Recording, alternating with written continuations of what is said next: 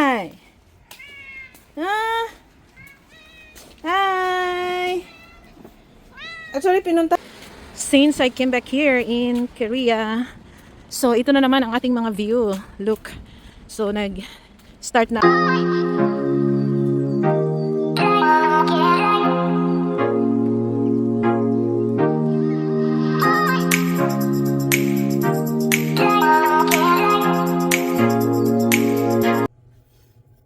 Good morning everyone. So, back to normal ang life natin. I'm here na in Korea. So today is October 13th. It's Monday. So back to school after long vacation ang mga bata. So back to school na. So gagawa ako ng tea. Ginger at saka cloves tea. So dati nilalagyan ko ng cinnamon pero wala tayong available cinnamon. Bibili pa tayo. So ginger at saka cloves na lang muna. So, nilagyan ko ng 15 cloves. So, matapang na po ito. Ang cloves kasi ay pampalakas ng ating immune system. Lalo na masakitin tayo. So, kailangan natin uminom ng ginger cloves tea. Para lalakas ang ating immune system. Hindi tayo laging sinisipon, inuubo, ganun. Lalo na ngayon dito sa Korea ay autumn na ang season. Pero ako naman, galing ako ng New Zealand. Spring na din doon. Spring at saka autumn, medyo pare-pareho lang. So, hindi ako naninibago. Pero yung galing sa summer na sobrang init, tapos autumn, so change weather talaga. So, hindi may iwasan na magkasipon, magkasakit-sakit, sakit sa ulo, ganun. So, magka-colds. Kaya, panlaban natin ito.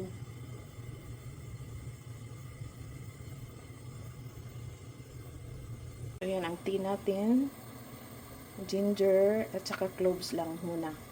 Kasi maganda din yung may lemon, pero dapat sometimes lang may lemon kasi hindi rin maganda kung palaging may lemon everyday kasi nakakaano din ng sikmura, lalo na pag meron tayong gastritis. So balance lang dapat. Basta ang importante may cloves siya.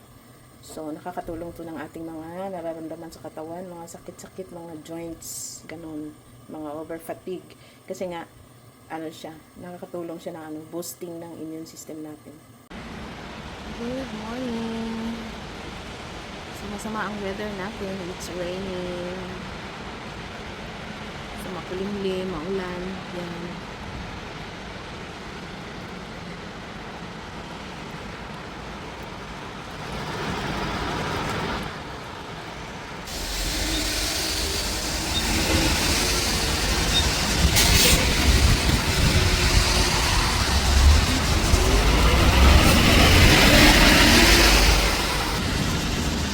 So 6 minutes na lang darating na yung bus na aking sasakyan, number 320.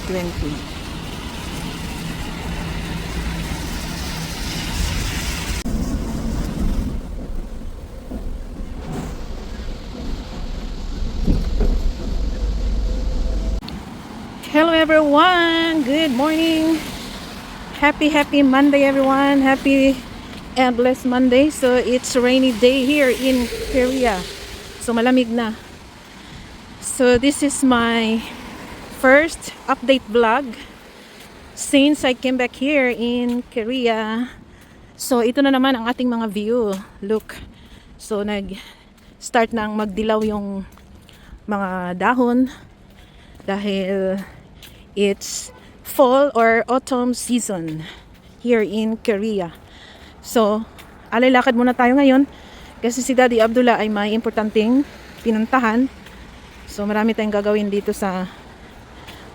gagawin na naman doon sa aming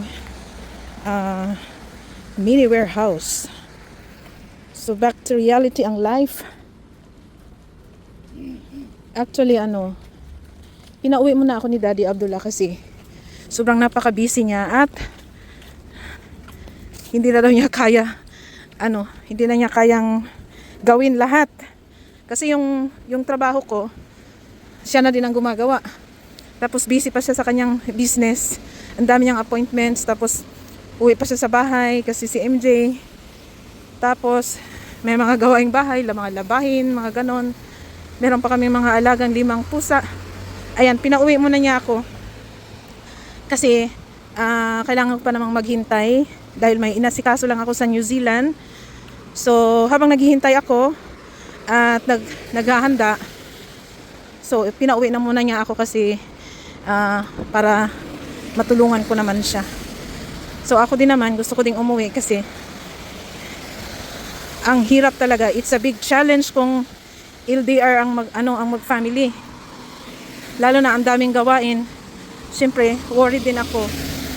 Kaya siguro, God's will na umuwi muna ako dito. So, mag-update lang ako sa aking vlog. Kasi, tuloy may mga videos pa akong hindi na-upload. Pero, baka hindi ko na maano muna yung pagbabloging ng yung tuloy-tuloy. Or depende kung magawan ko ng paraan. Kasi nga magpe-prepare tayo.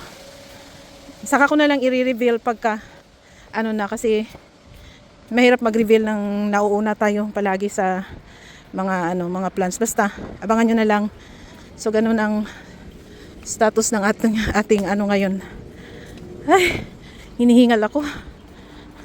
Kasi doon sa New Zealand, lamon lang ako ng lamon.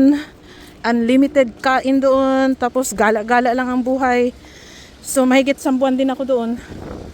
So kaya tumaba ako. Nadagdagan na naman yung kilo natin. Kaya kailangan natin actually doon din nagwo-walking din kami doon Mahaba nga yung dino-walking namin kailang. Wala nga akong trabaho kaya nag-gain weight tayo doon sa New Zealand. Kasi wala akong iniisip. Basta lakad lang ako ng lakad, gala ng gala. Tapos ang gaganda ng mga doon, mga paligid, surroundings. Basta siya. In general, healthy country din ang New Zealand. Tatawid na tayo kasi. So, baka sa mga susunod ko mga vlogs, gagawa muna ako ng my first impression in New Zealand. Kasi 'di ba first time kong pumunta doon. Pero matagal na namin yung dream na makapunta kami ng New Zealand, pero this time ako muna ang pumunta. Ako lang mag-isa ang pumunta. At alhamdulillah, thank you Lord sa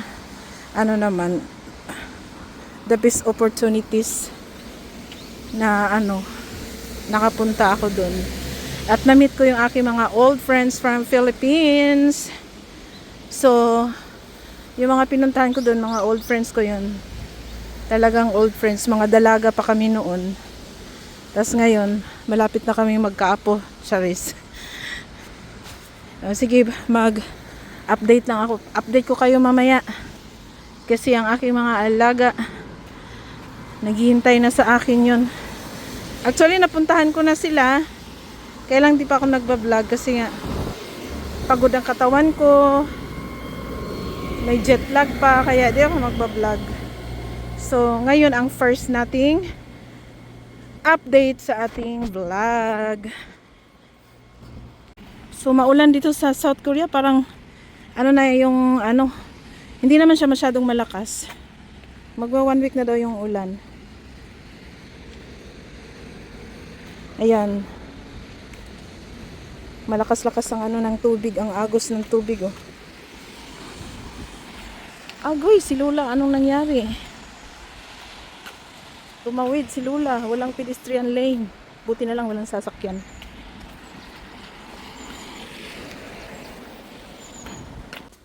Hello mga babies!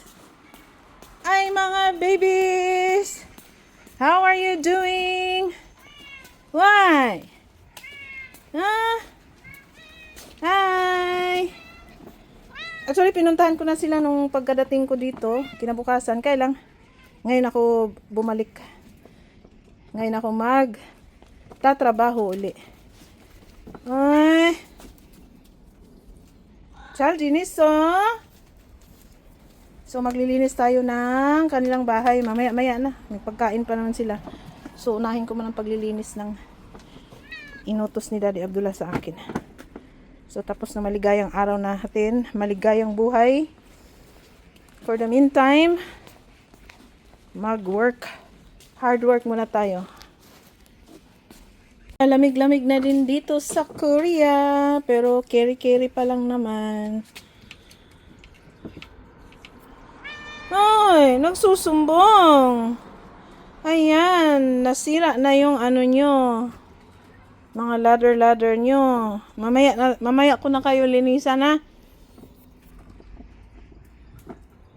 Kasi baka darating na si Daddy Abdullah, patay tayo. Kailangan matapos natin yung trabaho muna. Hi guys! Back to reality ang life natin. Ayan, bilog-bilogan tayo. Pero dati naman ako mabilog talaga. Charis. So back to reality ang buhay. So after magbala-bala sa New Zealand, so kailangan na natin ng hard work.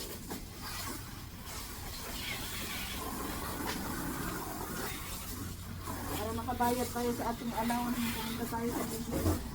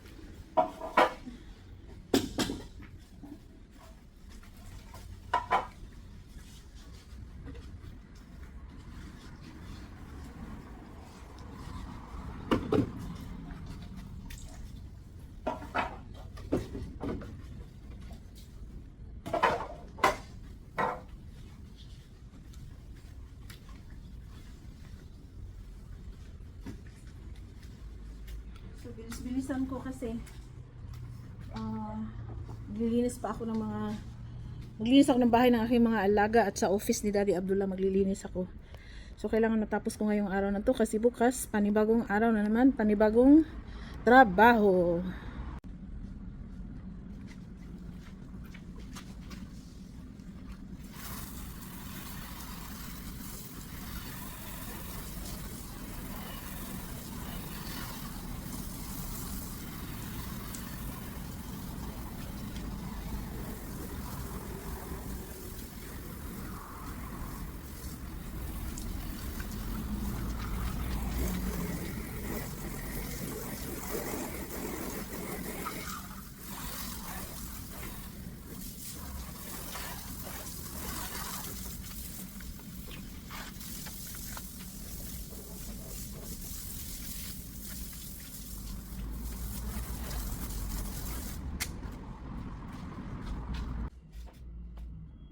The most important step, because only then will you know what information to look for in the audio about reasoning. Now it's time to listen to the audio file. So this example, I will write the answer on your screen as and when I hear it in the audio file. So try to understand the pace at which you're supposed to know down the answer. Let's go. Good morning, Hackam Shipping Agents. Can I help you? Oh, yes. I'm needing to make inquiries about sending a large box, a container back home to Kenya from the UK. Yes, of course. Would you like me to try and find some quotations for you? Yes, that'd be great. Thank you. Well, first of all, I need a few details from you. Fine. Can I take your name? It's Jacob Nkele. Can you spell your surname, please? Yes, it's Mkere. Is that M for mother? Yes. Thank you. And you say that you'll be sending the box to... Hi guys! Good afternoon! So 2 o'clock na tayo ngayon dito sa South Korea. So back to reality ang life natin. So for today's video ay upo lang muna ang ating trabaho. Punas-punas muna dito. So ang pinunasan ko pala ay ano to, yung sa ano yung power sa loob ng ano sa computer. So pinunasan ko kasi kahapon wala tayong vlog din kasi puno na yung aking memory. Hanapan ko pa ng paraan para ma-upload ko siya. So nakapaghugas na tayo ng refrigerators at washing machines. At kanina nakapag test na tayo ng ng mga washing machine. Tinest ko yung kung okay ba yung mga functions nila. So ngayon, ito may dala na naman si Daddy Abdullah na Actually, yan, ganyan. Pareho ang laman niya pero iba-ibang Meron pala itong mga numbers, may 500, may 200, 700. Kaya sinisegregate. So ako lang yung taga-punas kasi. Meron namang mga magpa-part-time dito, magsisegregate sila. Pinupunasan ko lang. So kaya tayo pinauwi na muna ni Daddy Abdullah dito sa Korea kasi ang daming gagawin. Yung mga nag-part-time kasi sa kanya, Sabado lang yun. Sabado at Linggo. Tapos sa araw-araw wala siyang kasama. So ako yung katuwang niya. So wala naman akong ginagawa doon sa New Zealand dahil naghihintay tayo ng pinaprocess natin. So it's better na pinauwi na muna niya ako para may katulong siya at may mag-alaga din kay MJ sa aking mga alagang mga babies, mga fur babies. So, kasi pag wala ako, si Daddy Abdullah ang gumagawa lahat. So, hindi na niya alam kung ano yung uunahin niya. Pagising pa lang sa umaga, kasi pag nandito ako, siyempre maaga siyang matulog. Gising siya ng madaling araw, tapos tulog na naman. Kasi nagtatrabaho din siya ng madaling araw. So, parang sobrang puyat niya. Sobrang busy. Tsaka, may additional branch kasi siya sa ibang bansa, kaya sobrang busy talaga kaya. Ito muna tayo to the rescue ang peg natin para wag naman siyang ma-stress kasi ako naman doon habang naghihintay ng magandang balita syempre araw-araw tayo gumagastos so it's okay na nandito ako sa Korea muna so soon if God's will inshallah babalik tayo hindi ko lang alam kung hopefully next year tayo makabalik after graduation ni MJ. Uy, ang daming lamok. Pag utom kasi, yung mga lamok sa labas, pumapasok yan dito sa loob kasi naghahanap sila ng medyo warm. Kaya dito sila sa loob. Malamig na kasi sa labas. Kaya naku, libre sila ng libre ng halik, ng kagat. Ng kate. Dito sa Maynoo, ang dami. Kahit saan. So yan lang muna ang update natin. Hindi ko lang alam kung ma-upload ko to kasi nag-full memory tayo. Update sa aking mga alaga. Hi Breezy! Hi Mishi! Mishi the Panda! Saan si Cuddly? Andun si Cuddly natutulog. Sleeping time kasi nila ngayon. So, tuwang-tuwa na sila kasi nandito na ako. At malinis na kanilang bahay. Pagdating ko kasi dito, nasanay sila na pagdating ko, sila talaga inuuna ko. Ayan. Sleepy na si Mishi, oh. Ayan ang mata. Breezy! Hi, Breezy! So, sanay silang inuuna ko ngayon. Sobrang busy kasi. Kaya, pagdating ko, nagtatrabaho na ako kaagad-agad. Tapos, sila, iyak ng iyak. Tinatawag ako. Tinitignan ko man kung may pagkain sila o wala. So kung meron pa, hindi mo na ako papasok. Pero ang ingay-ingay nila. Gusto nilang sila yung unahin talaga. Diyos ko Lord. Napaka-demanding aking mga alagang ito.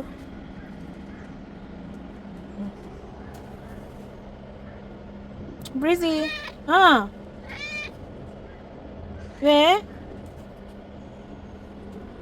Diyan muna kasi di pa tayo tapos sa ating ginagawa. Breezy! Ay! Ay! Ay! Uy! Ginugupitan na namin yung mga kuko nila. Sinuklayan ko sila. Ang dami nilang buhok. Kasi mahigit 1 buwan akong nawala dito. Walang nagsusuklay. Hindi siya sinusuklayan ni Daddy Abdullah kasi nga busy.